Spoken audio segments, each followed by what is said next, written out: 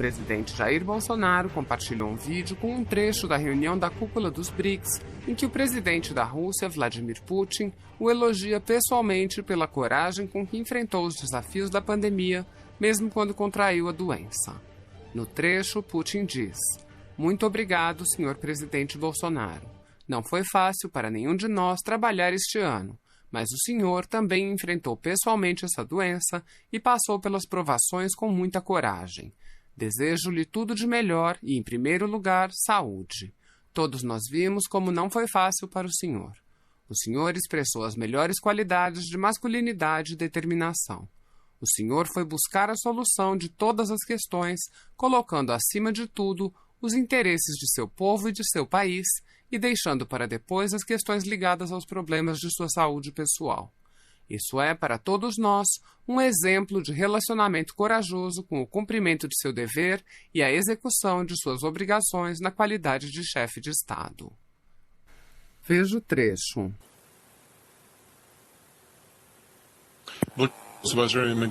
Thank you, President Bolsonaro.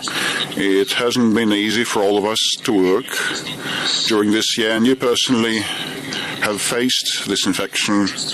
You were courageous enough to go through this ordeal.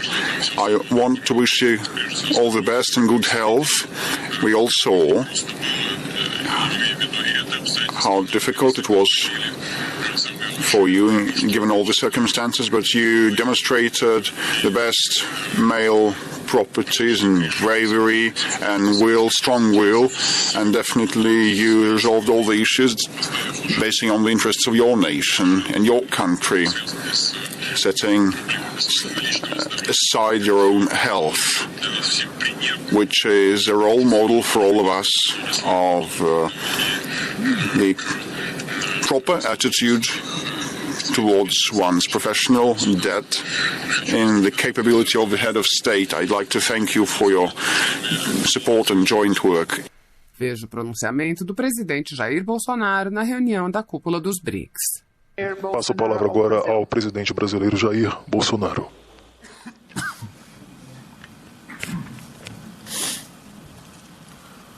Sua Excelência Vladimir Putin, presidente da Federação Russa,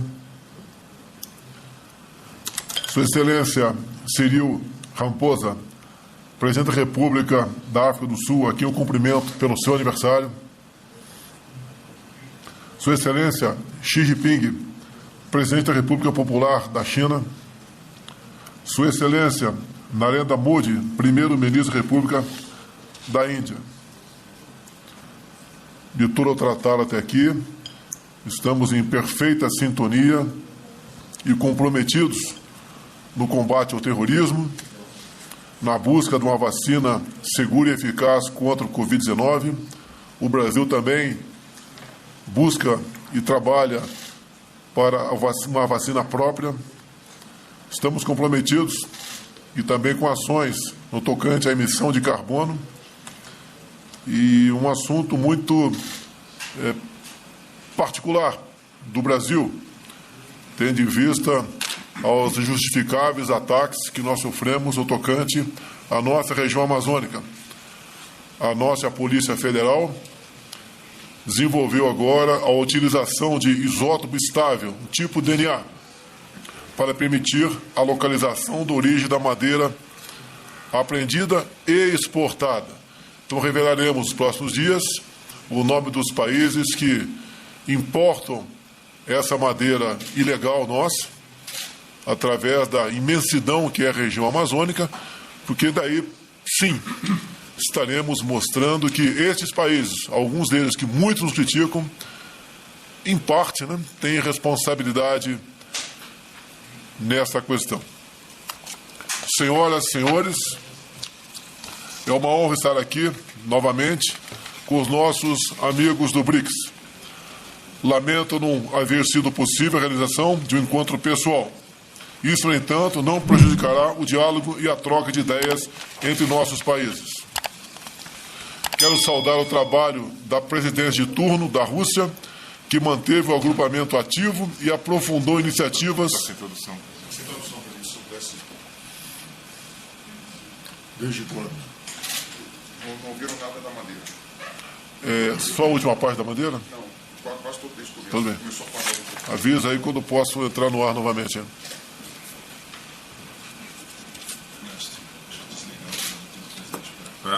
Aqui não tem nada a ver.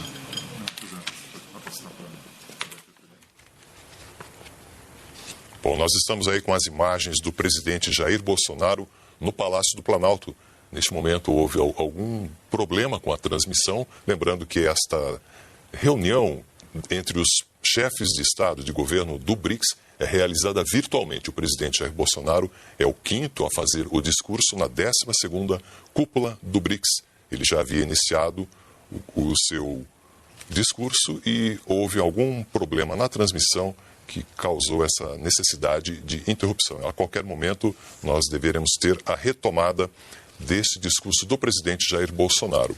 Eu aproveito, então, esse momento para voltar a conversar aqui com o professor José Luiz Pagnussá, que comenta conosco a importância desta cúpula. O presidente Jair Bolsonaro começou ali com um tema bastante sensível para a política internacional do Brasil, que é a Amazônia. Isso envolve aspectos econômicos, aspectos de segurança. Como o senhor vê a colocação desse assunto em pauta? Com toda certeza, apenas uma coincidência.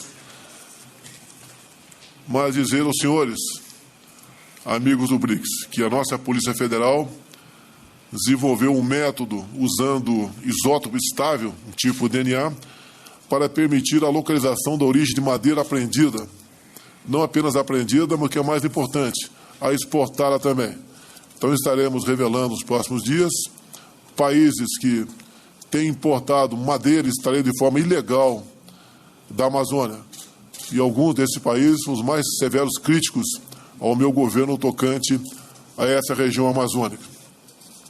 Creio que depois dessa manifestação, que interessa a todos, por que não dizer no mundo, essa prática diminuirá em muito nessa região. É uma honra estar novamente com nossos parceiros do BRICS. Lamento não haver sido possível a realização de um encontro pessoal. Isso, no entanto, não prejudicará o diálogo e a troca de ideias entre nossos países. Quero saudar o trabalho da presidência de turno da Rússia, que manteve o agrupamento ativo e aprofundou iniciativas de cooperação em diversas áreas, mesmo diante de circunstâncias desafiadoras. Também quero dizer que o Brasil muito se orgulha de ter conduzido, no ano passado, a presidência de turno do BRICS, que teve como foco a cooperação intrabloco, com o propósito de alcançar os resultados concretos que beneficiassem nossas populações. É nosso dever promover o bem-estar e a prosperidade de nossos povos, sobretudo diante das dificuldades econômicas, sociais e sanitárias que enfrentamos hoje. Nossos governos são cobrados, com razão, pelo bom uso dos recursos financeiros e humanos, ainda mais escassos diante da crise provocada pela pandemia. Como líderes, devemos saber eleger prioridades e mostrar aos nossos cidadãos, com transparência e respeito à sua vontade, que o trabalho desenvolvido pelo BRICS também é motor para o emprego, a renda e a segurança de nossos povos. A primeira cúpula do BRICS ocorreu em 2009, em meio a uma das mais graves crises financeiras da história. Naquele contexto, a força das economias emergentes mostrou-se fundamental para a recuperação da economia internacional. Em 2020, o mundo volta a enfrentar uma crise de contornos desafiadores. Mais uma vez, os países do BRICS podem desempenhar papel central nos esforços da superação da Covid-19 e da retomada da economia. O caminho para o crescimento econômico depende da cooperação focada em benefícios mútuos e no respeito às soberanias nacionais. Nesse aspecto, o BRICS se destaca pela variedade de setores e atividades abrangidos pelas iniciativas do grupo. Nossa cooperação deve incentivar a liberdade de criar e empreender. Estou certo de que há espaço para ampliarmos medidas de promoção comercial entre nossos mercados, incentivando uma maior interação entre os setores privados de nossos países. Vivemos um cenário particularmente difícil em decorrência dos efeitos econômicos, sociais e sanitários causados pela Covid-19. Desde o início da pandemia, alertei que a saúde e a economia deveriam ser tratadas simultaneamente e com a mesma responsabilidade. Nenhum país pode enfrentar essa situação excepcional sem dar atenção aos sinais vitais da economia. Assim agiu o Brasil. Desde o início, também critiquei a politização do vírus e o pretenso monopólio do conhecimento por parte da OMS, Organização Mundial da Saúde, que necessita urgentemente, sim, de reformas. É preciso ressaltar que a crise demonstrou a centralidade das nações para a solução dos problemas que hoje acometem o mundo. Temos que reconhecer a realidade de que não foram os organismos internacionais que superaram desafios, mas sim a coordenação entre os nossos países. No Brasil, foram as instituições nacionais e os dedicados profissionais da área médica, de enfermagem e farmacêutica que responderam aos desafios e combateram o vírus. Senhores líderes, a crise sanitária impôs também grandes desafios à estabilidade internacional. O Brasil lutará para que prevaleça, no mundo pós-pandemia, um sistema internacional pautado pela liberdade, pela transparência e pela segurança. Para que esses princípios se concretizem, é incontornável defender a democracia e respeitar as prerrogativas soberanas dos países. Para termos uma comunidade internacional verdadeiramente integrada e ativa, precisamos reformar as entidades internacionais, a exemplo da OMS e da OMC. A reforma da OMC é fundamental para a retomada do crescimento econômico global. É necessário prestigiar propostas de redução dos subsídios para bens agrícolas, com a mesma ênfase com que alguns países buscam promover o comércio de bens industriais. Não há exemplo mais claro da necessidade de democratizar a governança internacional do que a reforma do Conselho de Segurança das Nações Unidas. Assim como o BRICS alcança consensos e manifesta opiniões comuns em diversos temas, também é preciso que o BRICS se coordene para apoiar as legítimas aspirações de Brasil, Índia e África do Sul a assentos permanentes no Conselho de Segurança. Com esse importante passo, tenho certeza de que a cooperação no BRICS sairá ainda mais fortalecida. Se foi possível manter a agenda do BRICS em 2020, isso se deve à solidez de nosso diálogo e à condução determinada por parte da presidência de turno da Rússia, a quem novamente congratulo. Ao amigo primeiro-ministro Modi e à Índia, asseguro que terão do Brasil, em 2021, o mesmo apoio conferido à Rússia neste ano. Desejo que a presidência da Índia seja exitosa e traga um futuro ainda mais promissor ao BRICS. Muito obrigado. It's my pleasure to see all of you and to have the chance to extend a welcome to you, Your Excellency Prime Minister Modi, President Xi Jinping, Your Excellency President Ramaphosa, Your Excellency President Bolsonaro. A warm and sincere welcome to you. I'm so glad to have this chance to work with you today during the BRICS Summit in the framework of our organization. But before we start our work, I'd like to extend the greetings on the occasion of the birthday to the President of South African Republic, Mr. Ramaphosa, and wish him robust health and every success in his capacity for the benefit of the friendly people of South Africa. Your Excellency, colleagues, friends, the topic of our today's meeting is quite ample. And it includes the issues of advancing BRICS strategic partnership for the sake of global stability and security and for the sake of facilitating innovative growth of our economies.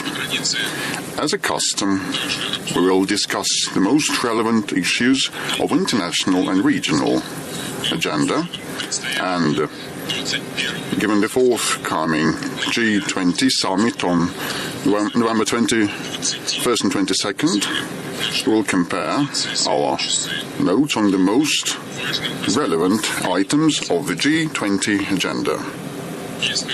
Unless there are any objections, Your Excellencies, let me declare the 12th BRICS Summit open.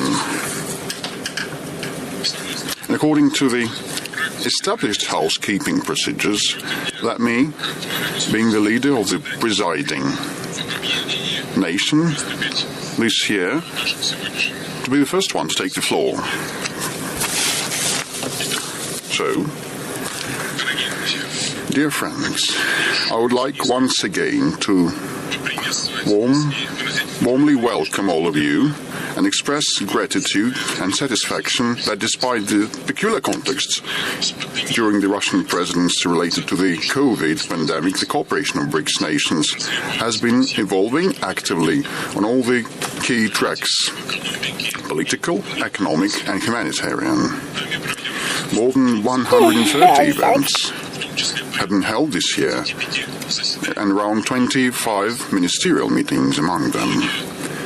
Many of these, unfortunately but naturally, given the context, were held online. Definitely, the goal of collective work of BRICS to handle the pandemic of infection, stepping up interaction of BRICS epidemiological services to protect the life and health of our people came to the fore. By the healthcare interaction topic is not new for BRICS. In this sense, we are in a more favorable situation than other countries. What I'm referring to, let me remind you that 5 years ago, the UFA declaration enshrined an accord to work in concert in order to counter the spread of infectious diseases, including, let me emphasize, the new type coronaviruses. As a follow-up to that accord, the BRICS nations have established the early warning mechanism for epidemics. So, in the COVID-19 case, we have had some groundwork. The BRICS participants have been able to quickly react and take specific measures to fight the pandemic. Let me emphasize that the Russian Direct Investment Fund has concluded agreements with the Indian and Brazilian partners to hold clinical trials of the Sputnik V vaccine, and with pharmacological companies in China and India, there have been accords to open production centers to produce the vaccine on their soil, not only for their domestic consumption, but for exporting to third countries. So we have Russian vaccines at hand there, and they're effective and safe. So the point is to start the mass production and scale that up. It is not an issue, but it is something for us to resolve, a goal to attain, and definitely we should join hands here in order to scale up the production of the vaccines. By the by, we have a second vaccine registered against the COVID-19, Apivac Corona, and a third one is in the pipeline. In their production and application, we're ready to interact with our BRICS partners, as I have said. It's also paramount to speed up the creation of the BRICS Vaccine R&D Center, which we agreed upon at the behest of the South African friends 2 years ago during the Johannesburg summit. Given the pandemic, each of our countries this year has faced the need to take emergency steps in order to support the national industries, finances and welfare. We restored our economies, bringing them back on growth track, sustainable growth track.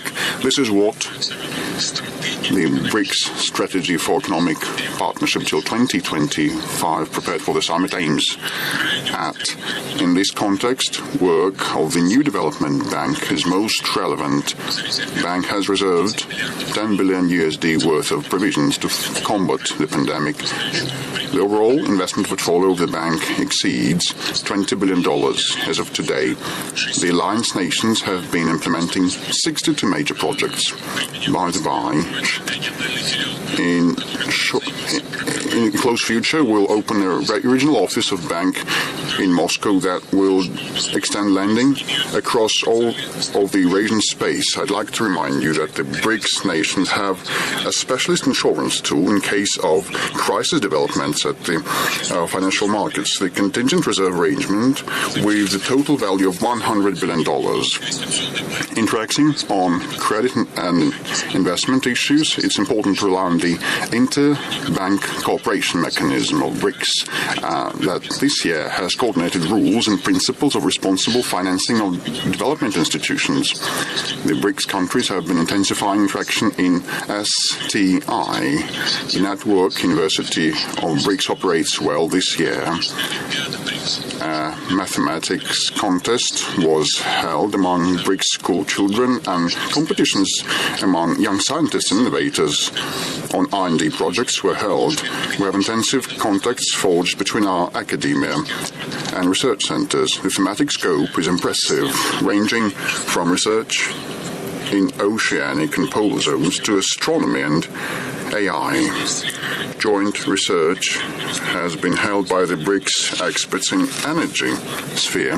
We have prepared reports on the fuel and energy sector development in BRICS countries till 2040. We continue interaction in culture and humanitarian areas. In the virtual format, an online cinema festival was held, and we had agreed upon that, dear colleagues. For the first time, a meeting of sports ministers was held. It coordinated a memorandum of understanding in fitness and sports, and the dialogue between tourism agencies of our countries is well established. Dear colleagues, the situation in global and regional security remains complicated. International terrorism and drug trafficking are still formidable challenges. The cyber crime has been scaled up considerably. Dangerous destabilization is observed in the Middle East and South and North Africa. Armed standoffs continue in Libya and Yemen. A lot is to be done for the political settlement in Syria. Today, dear colleagues, we all in this current context have been working all the year in a special mode. The endemic problems are still there with us. They had been difficult and complicated before, and they had already created additional difficulties. With respect to those endemic issues over the past that we have had around over the past decades, but joining hands and joint work of our alliance aims to be able to most efficiently resolve these issues. I want to thank all of you for the praise and the assessment of our efforts in strengthening the BRICS interaction, but at the same time I want to note that had it not been for your support and help, had it not been for the support of Prime Minister Modi, President Xi Jinping, President Ramaphosa and President Bolsonaro, the Russian presidency wouldn't have managed to maintain the pace at the level that we really aimed at amid the coronavirus pandemic. I think that by and large, altogether, we have managed to do that. And I suggest we should approve now the Moscow declaration that reflects the overall assessments of the global situation. And it takes stock of the Russian presidency, outlines promising fields of cooperation and long-term goals of our cooperation, as well as the priorities. We are to approve also two instruments, the counter-terrorism strategy and the updated strategy for economic partnership till 2025. Unless distinguished colleagues, have any objections, I suggest we declare the instruments approved. Do we have any objections, gentlemen? No.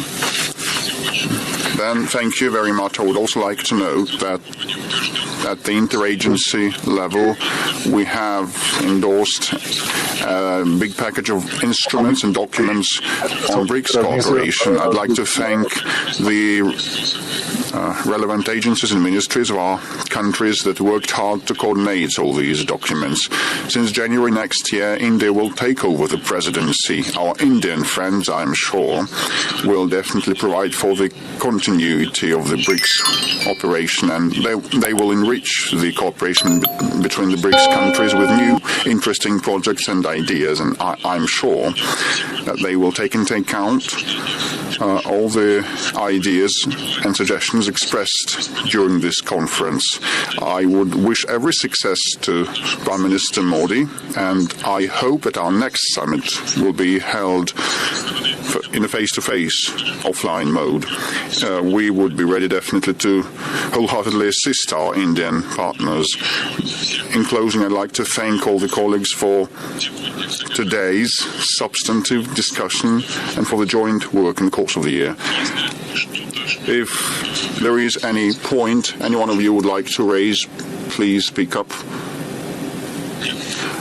If not, once again, I'd like to thank everybody for the joint work in the course of the year and during today's teleconference.